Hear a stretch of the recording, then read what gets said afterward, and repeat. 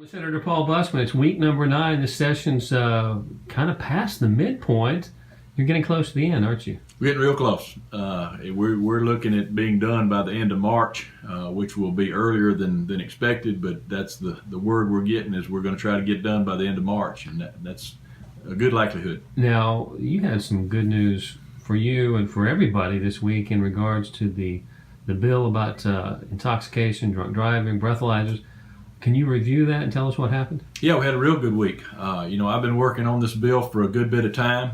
We've got some issues with DUI and how it is punished, and we have people that are driving on the road that have had multiple offenses, and we had to fix that. So we've been working with judges and DAs, and we've been working with ALEA.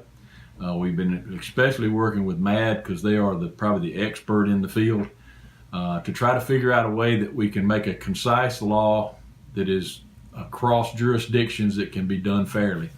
And we did that, and we passed that bill out of the Senate in less than 5 minutes, which is a really good situation. I went to all the parties, made sure all the parties understood what we were doing, gave them an opportunity to ask questions, and we passed it very quickly. Now, so it goes to the House. Hopefully the House will get it done, and we can get this into law. And what it simply does, it enforces the interlock system. It puts the interlock system on first-time offenders, even though they go through a diversion program. A first-time offender usually drives 80-something times drunk before they're caught.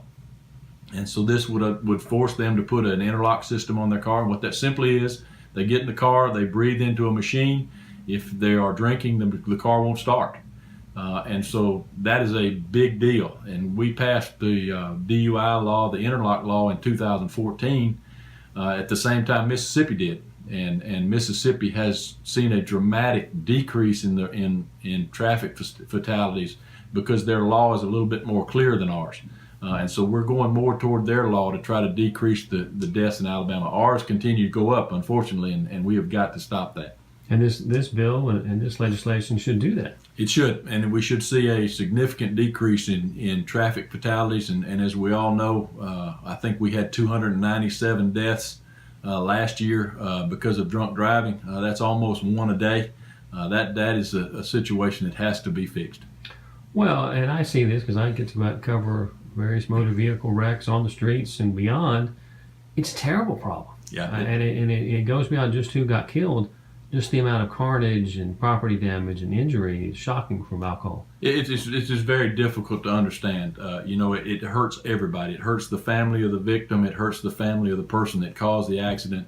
There's just no reason for it. And unfortunately, the way the system works now, people can use the system and can work around the system and cannot be punished and can have their DUI removed from their record, and there's just a lot of things going on here that are not appropriate, and that allow them to get back in the car when they're drunk and then eventually kill somebody. Well, let's turn to the local level.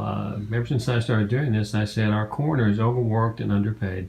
I tell that to anybody who I can think of. We've got some success on that front for the Cullman County coroner, don't we? Well, you see that directly. I mean, you know that the coroner is out multiple times a week. We have had a tremendous increase in the suicide deaths in the county. He has got to go out and on several events at several times a week, several hours a night. It doesn't matter what time it is. If something happens, he's got to go out. He was getting paid $500 a month, and that doesn't even pay for his gas.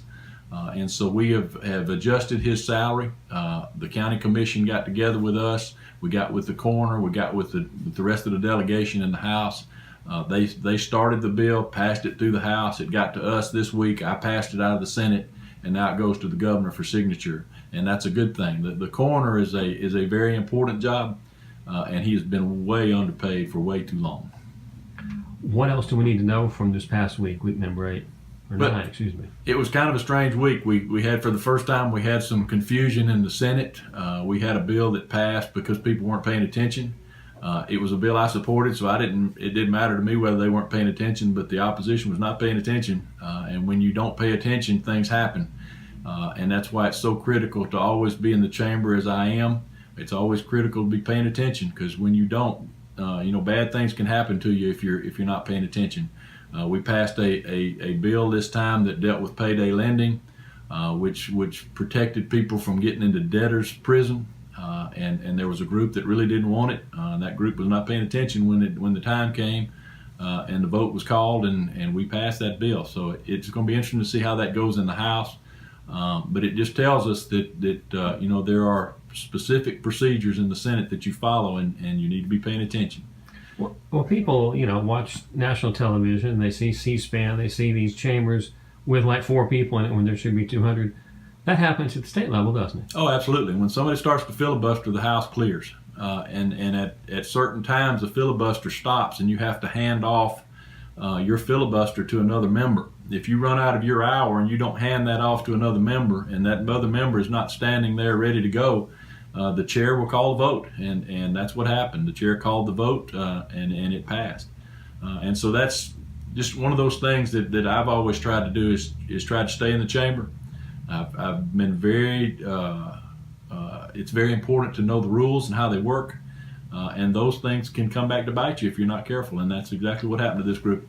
Week number 10 is coming up. I understand we've got some budgets coming up, right? Yep, we got the education budget coming this week.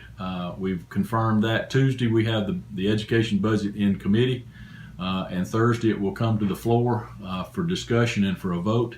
I still have some really major concerns about the way the education budget is. Our K-12 is still not being treated fairly, and we're going to have to deal with that.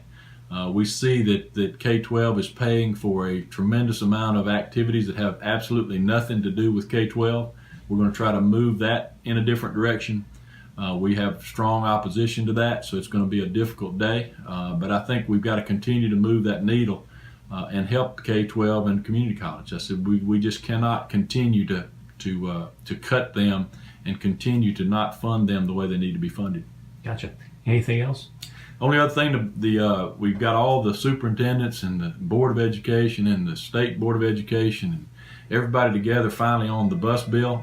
That will put a tremendous amount of money back in the school systems, because the state will finally, as they're supposed to, will pay 100% of the buses, and we're looking forward to that. Senator, thanks for talking to me. I'll be back for week 10. I think it'll be interesting next week. I have a feeling. Be a good week. Hopefully we can get things done.